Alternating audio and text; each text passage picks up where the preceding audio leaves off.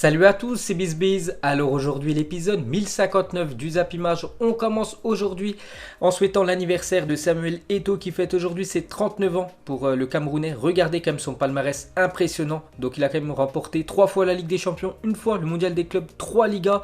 Il a aussi gagné des trophées en Italie, dont une Serie A, 2 Coupes d'Italie, une Super Coupe d'Italie, 2 fois la Coupe d'Afrique des Nations avec le Cameroun, élu 4 fois joueur africain de l'année. Bon anniversaire à Samuel Eto'o qui fête 39 ans aujourd'hui.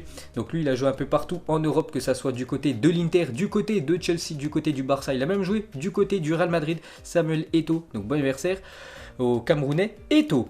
Ensuite les gars, on continue avec un autre anniversaire. Cette fois-ci c'est un club où est passé Samuel Eto'o. C'est l'Inter Milan qui fête aujourd'hui ses 112 ans pour le club italien. Donc bon anniversaire à l'Inter Milan. Et regardez le palmarès de l'Inter. Donc ils ont remporté 3 fois la Ligue des Champions, cette équipe italienne, 18 fois la Serie A, 7 fois la Coupe d'Italie, 5 fois la Super Coupe d'Italie, 3 fois la Ligue Europa et une Coupe du Monde des clubs en 2010. Ensuite direction l'Angleterre, on va parler du dernier match de cette 29e journée de Première Ligue. C'était hier soir, Leicester contre l'équipe de Aston Villa, et Leicester sans souci s'est imposé 4-0. On peut voir un doublé de Barnes, un défenseur, et aussi un doublé de Jamie Vardy. Ça va lui faire du bien à l'attaquant anglais. Son dernier but qu'il a inscrit avec cette équipe de Leicester remonte au 21 décembre dernier, donc ça faisait quasiment 3 mois qu'il n'avait pas inscrit de but, et hier il a inscrit un doublé. L'attaquant anglais, donc Leicester revient provisoirement à 4 points de City. Donc on revient sur l'attaquant anglais. Jamie Vardy domine le classement des buteurs de Première Ligue après 27 journées, donc avec ses 2 buts inscrits hier. Donc il est seul en tête maintenant avec 2 buts d'avance sur Pierre-Emerick Aubameyang et 3 sur Mohamed Salah. Et pour finir avec Jamie Vardy, donc il rentre dans ce classement de la course au soulier d'or. Donc c'est les meilleurs buteurs en championnat. Donc là il n'est pas inscrit parce qu'en fait cette photo date d'avant le match d'hier, vu qu'il a inscrit un doublé. Donc maintenant il a 19 buts Jamie Vardy, donc il est au même niveau que Lionel Messi, 19 buts lui avec l'équipe du FC Barcelone. Donc toujours ce classement dominé par Ciro Immobile, 27 buts en championnat cette saison avec l'équipe de la Lazio. Et pour finir les gars avec cette Première Ligue, donc on peut voir que Leicester conforte cette 3e place, 53 points. Donc voilà, ils ont un petit matelas par rapport à la 4e place, l'équipe de Chelsea et Aston Villa en avant-dernière position. C'est compliqué pour le club anglais. Ensuite on ouvre la page Ligue des Champions, car ce soir c'est la reprise de la Champions League avec les 8e de finale retour. Donc cette semaine déjà il y a 4 affiches: Leipzig Tottenham, Valence Atalanta Bergame, ça sera ce soir. Et sinon demain il y a Liverpool Atlético Madrid et Paris Saint-Germain Dortmund. Donc on va parler de tout ça. Donc déjà ce soir Valence Atalanta et Leipzig Tottenham. Donc on revient sur ce match entre le club anglais et le club allemand. Donc blessé depuis janvier dernier, Harry Kane a été aperçu lors de l'entraînement de son équipe ce lundi à la veille du match retour de Ligue des Champions à Leipzig. Donc peut-être une bonne nouvelle pour l'équipe de Tottenham qui pourrait peut-être compter sur Harry Kane ce soir. Bon, après ça m'étonnerait quand même que José Mourinho prenne le risque de faire jouer Harry Kane.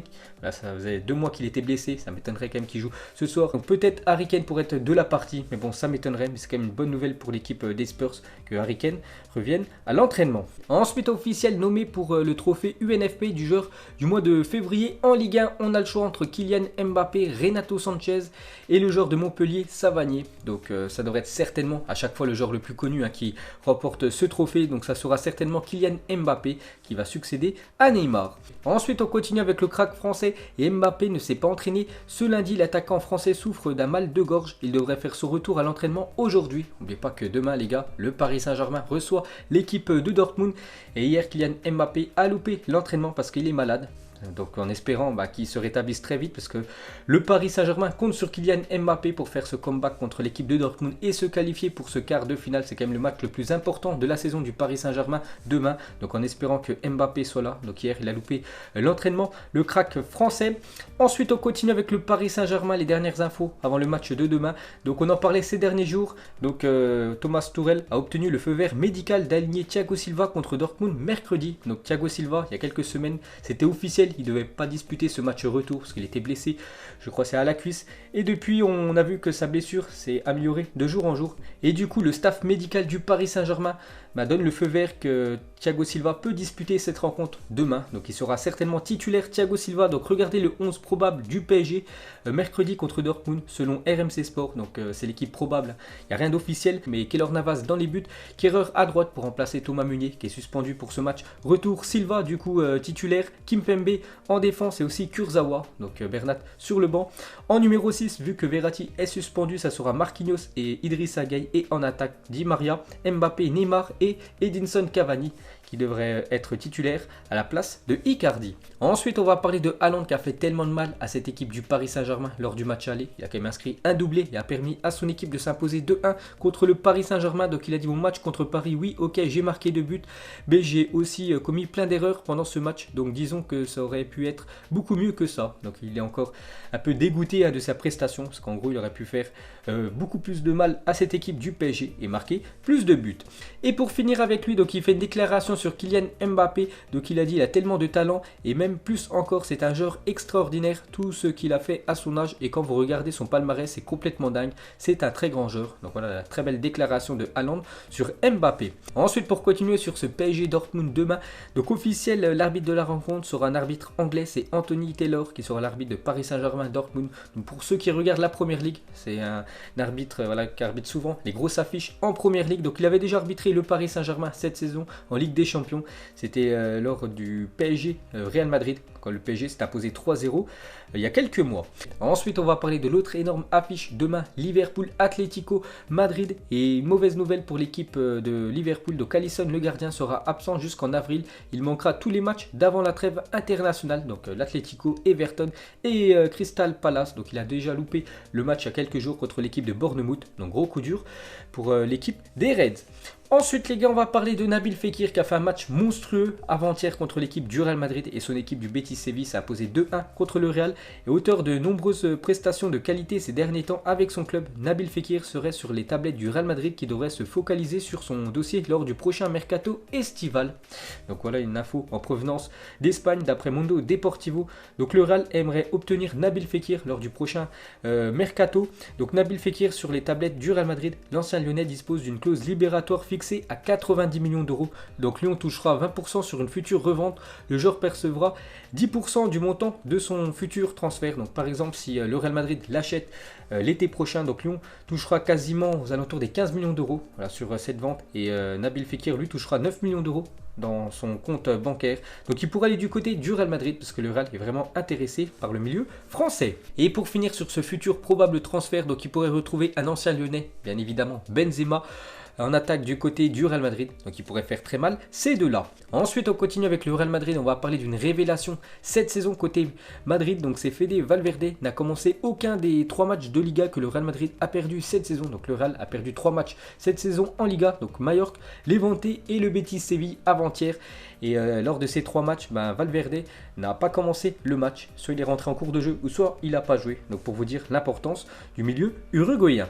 Ensuite, pour continuer avec le Real, on va parler des jeunes pépites brésiliennes, parce qu'il y en a pas mal qui évoluent du côté du Real Madrid. Et nouvelle recrue du Real Madrid, Jesus Régnier s'est offert un doublé avec la Castilla du Real Madrid. C'était avant-hier, donc avec l'équipe B du Real. Il s'est offert ses 2 premiers buts, la jeune pépite brésilienne. Ensuite, on va parler de Wissam Ben Yedder qui a battu ce week-end son record de buts en Ligue 1 avec 18 réalisations. Donc il a marqué un but contre l'équipe de Nice. Donc lors de la saison 2015-2016, l'international français avait inscrit 17 buts avec l'équipe de Toulouse. Donc il a battu son record cette saison avec sa nouvelle équipe de Monaco. Ensuite, Aymeric Laporte a retrouvé son ancien coach à Bilbao, donc Marcelo Bielsa. C'est vrai que Marcelo Bielsa, avant d'entraîner cette équipe de Leeds United, il entraînait aussi des autres clubs, mais il entraînait cette équipe de l'Athletic Bilbao en Espagne. Aymeric Laporte évoluait aussi avec cette équipe de Bilbao, donc les deux hier ont fait une photo ensemble. Ensuite, officiel, Lucas Torreira, victime d'une fracture de la cheville droite, sera absent entre 8 et 10 semaines. Donc gros coup dur pour l'équipe de Arsenal qui perd pendant 2 mois son milieu offensif uruguayen, qui est un joueur de petite taille, mais vraiment un très bon joueur, très vif, Lucas Torreira. Donc gros coup dur pour l'équipe des Gunners. Ensuite, on continue avec les joueurs blessés, donc touché à l'adducteur gauche après la rencontre face au Betis Séville. Thibaut Courtois est incertain pour le match de Ligue des Champions face à Manchester City la semaine prochaine. Donc cette fois-ci, c'est un coup dur pour l'équipe du Real Madrid qui pourrait laisser au repos Thibaut Courtois. Donc ça pourrait être Alphonse Areola dans les buts la semaine prochaine contre City. Et pour finir avec le Real Madrid, donc sorti avant-hier contre le Betis Séville suite à une blessure aux ischio-jambiers, Marcelo est incertain pour le match retour face à Manchester City. Donc s'il n'est pas là, ça sera Ferland Mendy côté gauche pour le Real. Ensuite, des nouvelles de Ronaldinho, l'ancienne gloire brésilienne, toujours en prison du côté du Paraguay. Donc il est en prison depuis jeudi dernier. Donc Ronaldinho toujours en détention au Paraguay pour être entré dans le pays avec de faux passeports. Donc il garde le sourire malgré le fait qu'il risque avec son frère une peine quand même de 6 mois de prison. Il pourrait faire 6 mois de prison du côté du Paraguay. Donc il garde quand même le sourire. Ronaldinho, donc une photo de lui prise hier. Donc regardez son passeport, on peut voir qu'il est de nationalité paraguayenne, alors que bien sûr Ronaldinho, voilà, qui est connu partout dans la planète, on le sait tous, c'est un Brésilien, c'est pour ça qu'actuellement il est en prison au Paraguay. Et pour finir avec lui, alors que Ronaldinho est actuellement en prison au Paraguay suite à une affaire de faux passeport, le média Globo annonce que la prison avait prévu avant l'arrivée du Brésilien d'organiser un tournoi de futsal la semaine prochaine. Donc Rony va donc pouvoir disputer ce tournoi de futsal avec tous les autres prisonniers, une situation surréaliste. Donc il va pouvoir montrer son niveau exceptionnel. Ronaldinho qui a tout remporté dans sa carrière. Donc les autres prisonniers vont être vraiment heureux de jouer avec la gloire brésilienne. Ensuite, le journal Sport West annonce que le domicile de M'Banyang a été cambriolé dans la nuit de jeudi à vendredi dernier pendant la demi-finale de Coupe de France face à Saint-Etienne. Des bijoux et sacs ont été volés. C'est vrai qu'on entendait souvent des histoires comme ça, c'était l'année dernière. Donc depuis, ça s'était un peu calmé. Mais on peut voir que M'Banyang a été cambriolé la semaine dernière. Ensuite, des nouvelles de Manchester United qui est actuellement en grande forme. United n'a pas perdu depuis le 22 janvier dernier. Les Red Devils sont 5e de Premier League et qualifiés pour les 8e de finale de l'Europa League. Donc regardez les derniers matchs de United et c'est quand même soit des victoires, soit des matchs nuls. Il y a quand même 2 fois l'équipe de City. C'était 2 victoires pour l'équipe de Manchester United. Donc on continue avec eux. Donc ils sont actuellement sur une série de 10 matchs sans défaite et surtout une série au cours de laquelle les Red Devils n'ont caissé seulement que 2 buts et réalisé quand même 8 clean sheets. Donc tout se passe bien actuellement pour l'équipe de United. Et cette fois-ci, on va parler de l'équipe de Manchester City. Donc statistique assez incroyable, Manchester City a perdu plus de matchs qu'Arsenal cette saison en Premier League. Donc City, ils ont quand même perdu 7 fois cette saison en Premier League, alors que les Gunners seulement 6 fois. Mais Arsenal, je crois, sur la 9e position de Premier League, City à la 2e position. Parce qu'en fait, Arsenal a fait 13 matchs nuls. C'est l'équipe qui a fait le plus de matchs nuls en Premier League. C'est pour ça qu'ils avancent pas trop. Mais c'est quand même la 2e équipe de Premier League à avoir le moins perdu, derrière Liverpool qui a perdu une seule fois. Donc Arsenal, 6 défaites. Il y a aussi Wolverhampton qui a seulement 6 défaites cette saison en PL. Ensuite, Netflix sortira le 20 mars prochain, donc dans 10 jours, une série tirée d'une histoire vraie sur la naissance du plus beau sport au monde, le football. Donc s'il y en a qui ont Netflix, vous pourrez suivre cette série qui sortira dans 10 jours. Donc c'est une série consacrée à la création du football.